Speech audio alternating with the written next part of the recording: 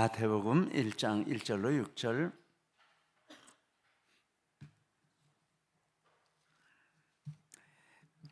찾으셨으면 우리 1절부터 6절까지 우리 같이 읽겠습니다. 아브라함과 다윗의 자손 예수 그리스도의 계보라. 아브라함이 이삭을 낳고 이삭은 야곱을 낳고 야곱은 유다와 그의 형제들을 낳고 유다는 다말에게서 베레스와 세라를 낳고 베레스는 헤스론을 낳고 헤스론은 람을 낳고 람은 아미나답을 낳고 아미나답은 나손을 낳고 나손은 살몬을 낳고 살몬은 라합에게서 보아스를 낳고 보아스는 루스에게서 오벳을 낳고 오벳은 이새를 낳고 이새는 다윗 왕을 낳으라. 다윗은 우리아의 아내에게서 솔로몬을 낳고. 아멘. 할렐루야. 오늘도 우리 3일 예배 자리에 하나님께서 우리를 불러주시고 이 시간 같은 마음으로 함께 예배하는 우리 식구들 만나주시고 또 축복해 주실 줄 믿습니다. 오늘 말씀 제목은 유다하고 여인들, 이런 제목을 잡아보았습니다. 지난주 말씀 마태는 세리였는데 주님이 부르실 때 즉시 모든 것을 버리고 주님을 따랐다, 이런 부분을 살펴보았습니다. 그래서 신약의 첫 번째 책인 마태복음을 기록하는 축복을 받았고, 그리고 마태복음을 쓴 목적은 예수님의 인성을 부인하는 가연설, 또 구약과 신약의 통일성, 구약의 하나님과 신약의 하나님의 한 분이심을 부인하는 말시언 교회를 막기 위해서, 그리고 또한 동족인 유대인을 전도하기 위해서 마태복음을 기록했다, 이런 목적들을 살펴보았습니다. 그래서 아브라함과 다윗의 자손 예수 그리스도라라는 이 한 문장, 그냥 쓴 것이 아니고 이런 배경에서 구약과 신약이 이렇게 완전한 통일성을 가지고 있고, 구약은 예언이고 신약은 성취라는 관점에서 이런 기록이 나왔다는 것을 이렇게 살펴보았습니다. 이 시간에 이제 계보로 이렇게 들어가게 되는데, 아브라함이 이삭을 낳고 이삭이 야곱을 낳았습니다. 2절에 말씀을 하고 있습니다. 네, 아브라함과 이삭과 야곱은 믿음의 3대 족장이라 이렇게 부르고 있습니다. 성경은 하나님을 아브라함의 하나님, 이삭의 하나님, 야곱의 하나님, 이렇게 세 사람을 함께 묶고 그들의 하나님이라 이렇게 표현한 곳이 상당히 많이 있는데, 찾아보니까 언약과 관련해서 아브라함과 이삭과 야곱의 하나님이 되신다, 이렇게 말씀한 부분이 있습니다. 출애굽기 2장 24절에 보니 하나님이 그 고통 소리를 들으시고 아브라함과 이삭과 야곱에게 세우신 그 언약을 기억하사, 하나님이 이 세 사람에게 하나님의 언약을 세우셨다. 아브라함에게 언약을 하시고 그 아들 이삭에게 언약을 하시고 또 그 아들 야곱에게 하나님의 언약을 하시고 세 대상에게 언약을 하셨는데, 그런 의미도 있지만 아브라함과 이삭과 야곱은 하나님의 언약을 신뢰한 대표자들이다, 이렇게 보면 더 좋을 것 같습니다. 앞에 말씀도 맞고, 아무리 언약을 주셨어도 아브라함이 믿지 않았고 이삭이 믿지 않았고 야곱이 믿지 않았으면 그 언약은 성취될 수가 없는 것이죠. 그런데 이 세 사람이 똑같이 한 마음으로 한 뜻으로 이렇게 하나님을 믿고 약속을 신뢰했다라는 뜻으로 보겠습니다. 그리고 하나님께서 산자의 하나님이심을 말씀하는 9절에서 아브라함과 이삭과 야곱의 하나님이시라, 이건 예수님께서 이렇게 말씀을 하셨습니다. 마태복음 22장 32절에 나는 아브라함의 하나님이요 이삭의 하나님이요 야곱의 하나님이로라 하신 것을 읽어보지 못하였느냐. 하나님은 죽은 자의 하나님이 아니요 산 자의 하나님이시라, 이렇게 말씀을 하셨습니다. 예수님이 아브라함과 이삭과 야곱이 죽지 않았다, 이 말씀을 하신 것 아니겠습니까?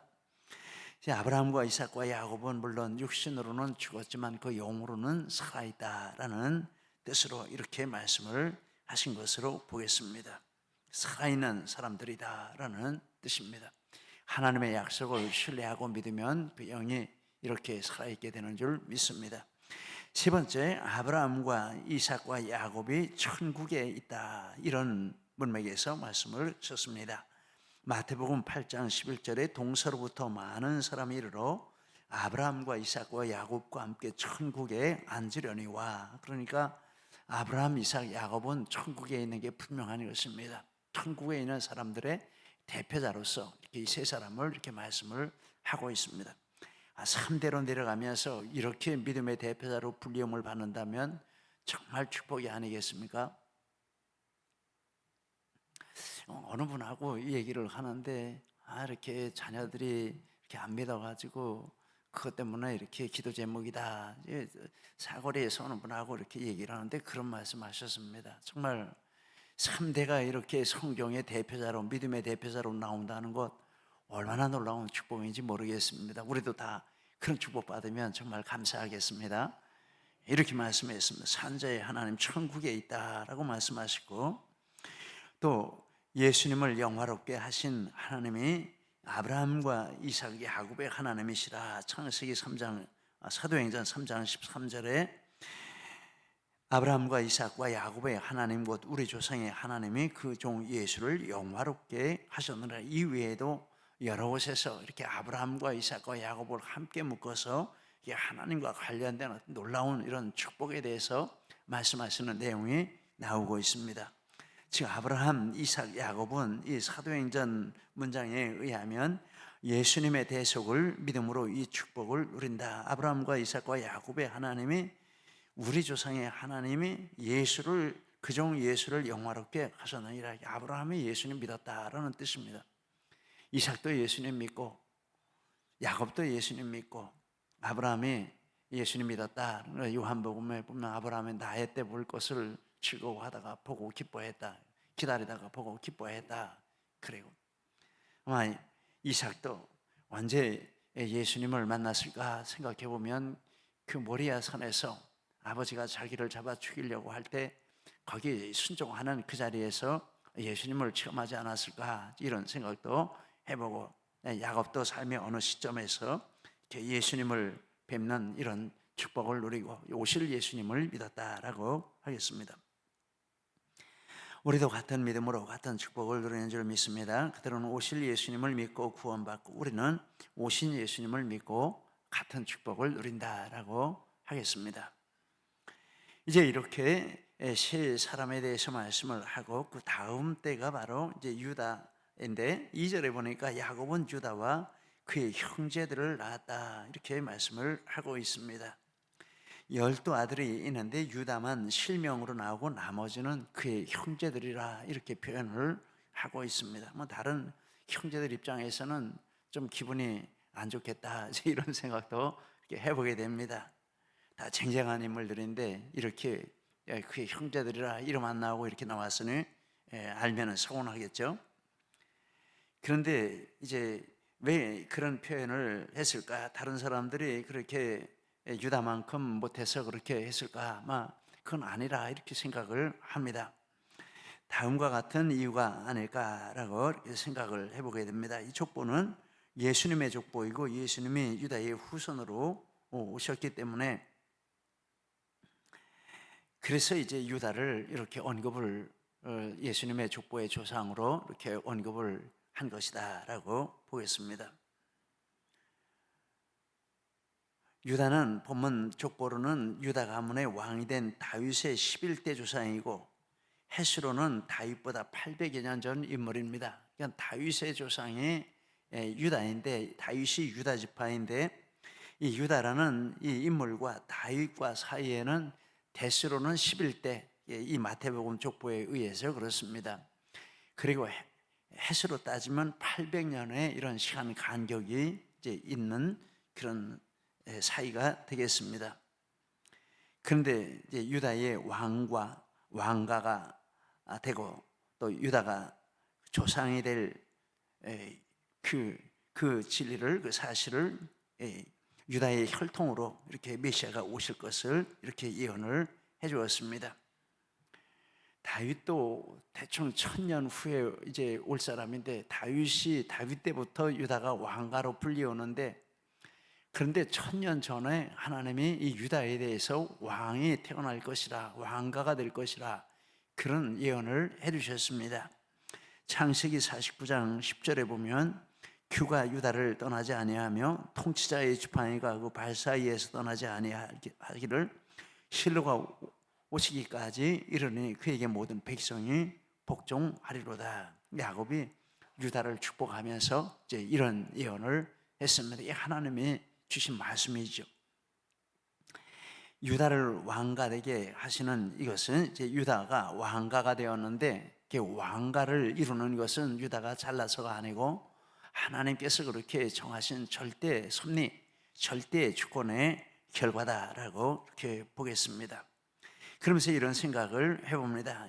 이러한 사실에 대해서 유다와 다른 형제들이 어떤 마음을 가져야 하겠는가, 이런 생각을 해보았습니다. 하나님은 유다를 이렇게 쓰셨고 다른 형제들은 또 다르게 쓰십니다. 레위는 제사장 지파로 쓰셨고 요셉은 다른 지파 기업의 2배를 주었습니다. 창세기 49장에 보면 하나님께서 야곱의 12아들들 각자에게 맞는 축복을 다 이렇게 예비해 주시고 예언을 해 주신 내용이 나오고 있습니다.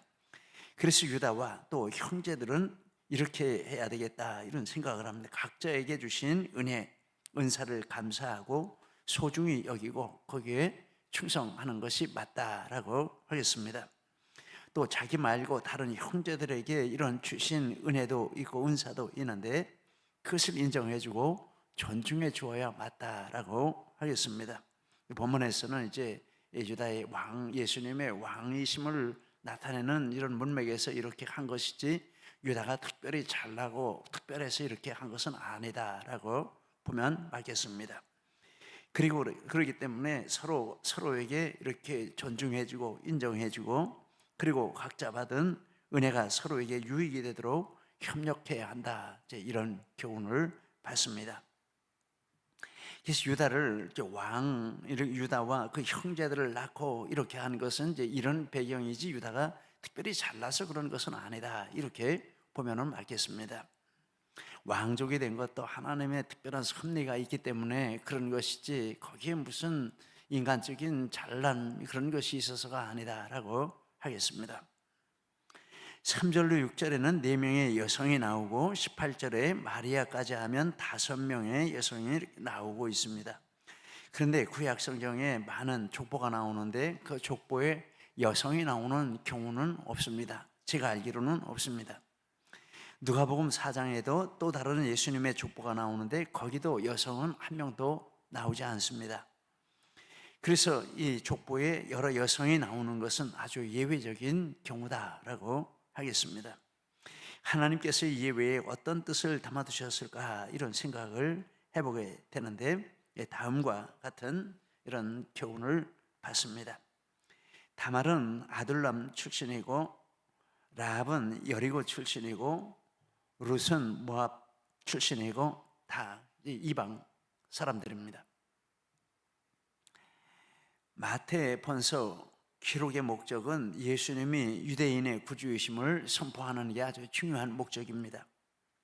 그러나 거기서 머물지 않고 이방 여인들을 예수님의 족보에 올림으로 예수님이 이방인의 구주도 되신다라는 것을 이렇게 선포하고 있다라고 볼 수 있습니다.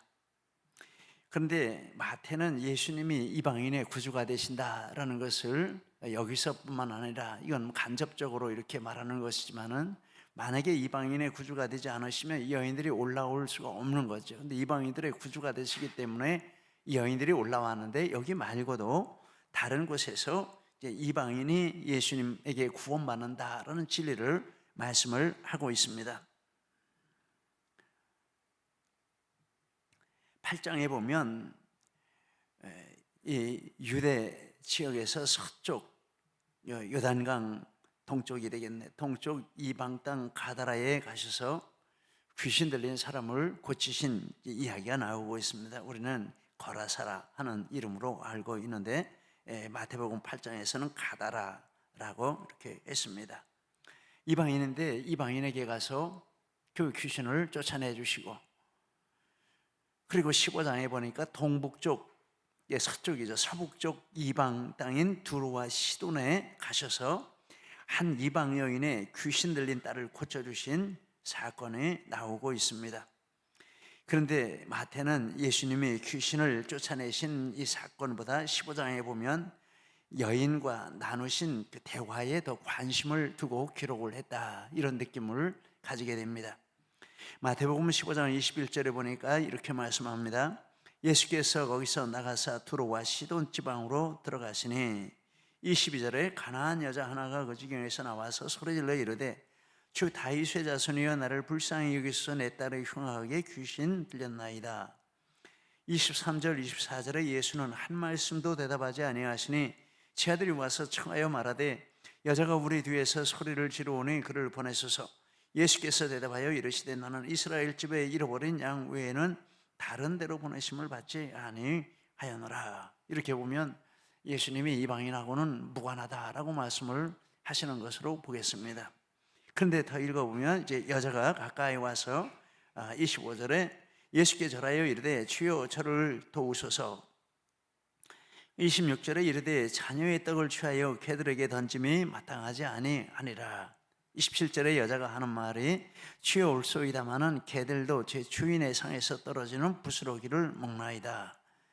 그리고 28절에 예수께서 대답하여 이르시되 여자여 내 믿음이 크도다, 내 소원대로 되리라 하시니 그때로부터 그의 딸이 나으니라. 이 대화를 쭉 보면 역설적으로 예수님이 이방인의 구원자가 되시고 이방인에게도 유대인 못지않게 관심을 가지고 계시다라는 것을 이렇게 역설적으로 이렇게 보여주고 계시다라고 마태가 이렇게 기록을 한 것입니다. 이방인의 관심이 없는 것이 아니라 이방인의 정말 큰 관심을 가지고 계시고 그 이방인을 구원하시기 위해서 이방 땅에 지금 예수님이 가셨다, 이런 내용을 이런 방식으로 마태가 이렇게 소개를 하고 있습니다.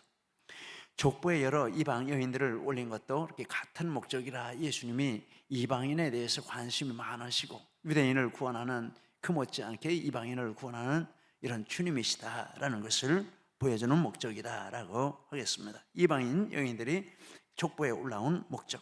또 하나, 다말은 시부인 유다의 자식을 낳았습니다. 라합은 여리고성의 기생 출신입니다. 바세바는 다윗과 간통했습니다. 룻도 조상 롯이 딸과 사이에 낳은 모압의 후손입니다. 다 정말 인간적으로 보면 상종할 수가 없다, 이렇게 말할 만한 이런 대상들입니다. 아마 유대인들이 이 여인들의 이름이 이렇게 서두에 나오는 것을 보면서 이 복음서를 펴자마자 덮어서 내던지지 않았을까, 이런 생각도 해봅니다. 그런데 마태가 같은 유대인으로서 유대인들의 이런 자부심이랄까, 이방인에 대한 이런 것이랄까, 또 이런 여인들에 대한 이야기를 동족들이 모르기 때문에 그냥 올린 거다, 이렇게 볼 수는 없겠죠. 마태가 안다면 다른 사람들도 다 아는 그런 사건이 바로 이 여인들의 사건일 것이다 라고 보겠습니다. 그런데 이 극단적인 여성들을 예수님의 족보에 올린 이유가 무엇일까? 그것은 첫째, 모두가 죄인이다라는 것을 폭로하는 뜻이 있겠습니다. 죄는 인간의 눈으로 크고 작을 수 있지만 절대 의로우신 하나님 앞에서 죄 그 자체가 절대적인 것이죠. 이건 작기 때문에 하나님이 봐주시고 이건 크기 때문에 하나님이 안 봐주시고, 이게 아니라 죄라는 그 자체가 절대적인 것입니다. 그래서 이 여인들의 죄가 있다면 유대인들의 죄도 있는데 여인들의 죄는 크고 하나님 보시기에 유대인들의 죄는 작다, 이게 아니고 절대적인 죄로 보신다라고 하겠습니다. 그래서 하나님 앞에서는 아무리 작은 죄라도 절대적인 죄이고, 그래서 이런 의미에서 모든 인간은 하나님 앞에 절대적인 죄인인 것과, 그런데 죄사함의 구원은 오직 예수 믿음으로 받는 하나님의 절대적인 은혜를 선포하는 뜻이 있다라고 하겠습니다. 그래서 이런 여인들이 올라오는 것은 여인들도 예수님을 믿는 믿음으로 구원받아서 이 족보에 이렇게 올라왔다라는 이 진리를 선포하는 뜻이 있다라고 하겠습니다. 그런데 이 체험을 누가 했습니까? 마태가 그 체험을 했습니다. 마태는 예수님의 부르심을 받고 예수님을 모시고 잔치를 했습니다. 바리새인들이 예수님이 세리와 죄인들과 잡수신다라고 욕을 할 때, 그때 예수님께서 하신 말씀이 마태복음 9장 12절 13절인데, 예수께서 들으시고 이르시되 건강한 자에게는 의사가 쓸데없고 병든 자에게라야 쓸데있나이다. 너희는 가서 내가 긍휼을 원하고 제사를 원하지 아니하노라 하신 뜻이 무엇인지 배우라. 나는 의인을 부르러 온 것이 아니요 죄인을 부르러 왔노라 하시니. 근데 마태가 이 예수님의 말씀을 기록한 이유는 무엇일까 생각해 보면, 마태가 이 말씀이 자기 감동이 됐기 때문이다 라고 하겠습니다. 자기가 바로 병든 자이고 죄인인데, 근데 예수님이 자기에게 의사로 오시고 구원자로 오시고 그분을 자기가 만났다라는 이 신앙 고백이 이 기록 가운데 담겨 있다, 이렇게 보면 틀리지 않을 것 같다라고 생각합니다. 틀리지 않죠. 그래서 예수님이 오셔서 영적으로 병든 자기를 고쳐주시고 죄악에 물든 자기를 깨끗하게 하시고 구원해 주시고 하나님의 백성 삼아주셨다. 바로 내가 병든 사람이었다. 바로 내가 죄인이었다. 그런데 내가 구원받았다. 그걸 표현하는 방식이 이 기록이다라고 하겠습니다. 그래서 이게 마태의 신앙 고백이 되겠습니다.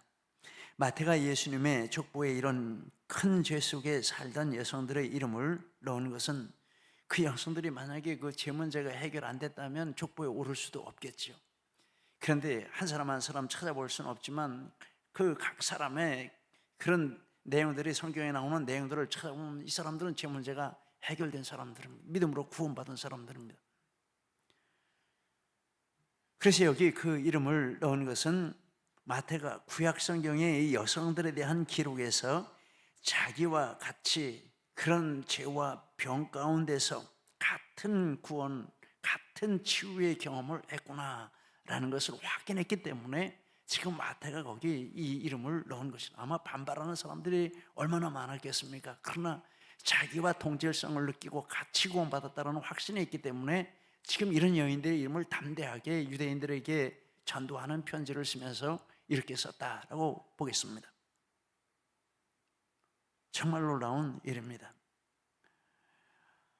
그래서 예수님의 족보는 한편으로는 이렇게 혈통의 족보인 것처럼 보이지만 그 핵심은 믿음의 족보다라고 보면은 맞습니다.